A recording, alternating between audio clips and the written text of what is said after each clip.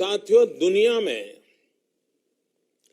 Corona virus से संक्रमित व्यक्तियों की संख्या को पहले 1 लाख तक पहुंचने में 67 डेज 67 दिन लग गए थे। यानी 1 लाख तक पहुंचने में 67 दिन। उसके बाद सिर्फ 11 दिन में ही 1 लाख नए लोग संक्रमित हो गए, यानी 2 लाख हो गए।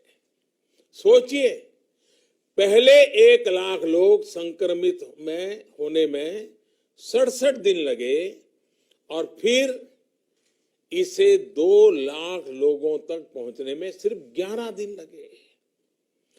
ये और भी भयावह है कि 2 लाख संक्रमित लोगों से 3 लाख लोगों तक ये बीमारी पहुंचने में सिर्फ 4 दिन लगे।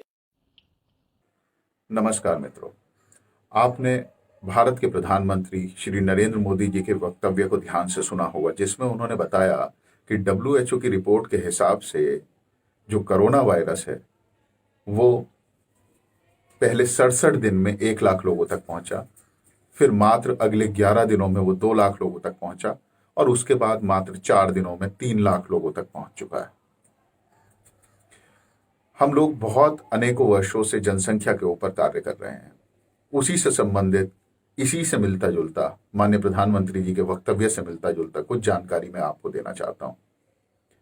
मानव सभ्यता जब इस सृष्टि पर प्रारंभ हुई तो वो आज से लगभग 1.5 लाख साल पहले हुई। लगभग 1.5 लाख साल लगे मानव सभ्यता को, उसकी आबादी को एक व्यक्ति से 100 करोड़ तक पहुंचने में। सन 1804 में दुनिया की जनसंख्या 100 करोड़ थी। उसके बाद मात्र अगले 123 वर्षों में, सन 1927 में, मात्र 123 वर्षों में वो आबादी 100 करोड़ से बढ़कर 200 करोड़ हो गई। और उसके बाद अगर हम देखें तो अगले 47 वर्षों में, 1974 में, वो 200 करोड़ की आबादी विश्व की बढ़कर 400 करोड़ हो गई।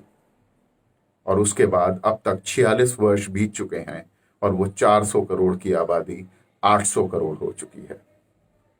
तो आप सोचिए कि क्या ये कोरोना वायरस तेजी से बढ़ रहा है? क्या हमारी दुनिया की आबादी उतनी ही तेजी से नहीं बढ़ रही? क्या हमारी बढ़ती हुई आबादी भी इस सृष्टि के लिए वायरस का काम नहीं कर रही? क्यों आवश्यकता पड़ी हमारे देश को आज पूरे देश को लॉकडाउन करने की? क्योंकि सच्चाई ये है कि इस 150 करोड़ की आबादी वाले देश में संसाधनों की बहुत कमी है, चिकित्सकीय संसाधनों की भी बहुत कमी है, जिसके कारण अगर हमारे देश में लोग बाग बीमार पड़ते हैं तो उनका इलाज करना संभव नहीं हो सकेगा। इसी की चिंता को देखते हुए भारत के प्रधानमंत्री ने 21 दिन के लिए लॉकडाउन किया है पूरा देश। हमें उनका सहयोग करना चाहिए और उनसे साथ ही ये निवेदन भी करना चाहिए कि भविष्य में जब भारत देश इस विपत्ति से उबर कर आएगा, बाहर निकल कर आएगा, तो इस जनसंख्या रूपी जो वायरस हमारे देश का बढ़ रहा है उसे भी रोकने के लिए वो उचित कदम उठाएंगे। धन्यवाद।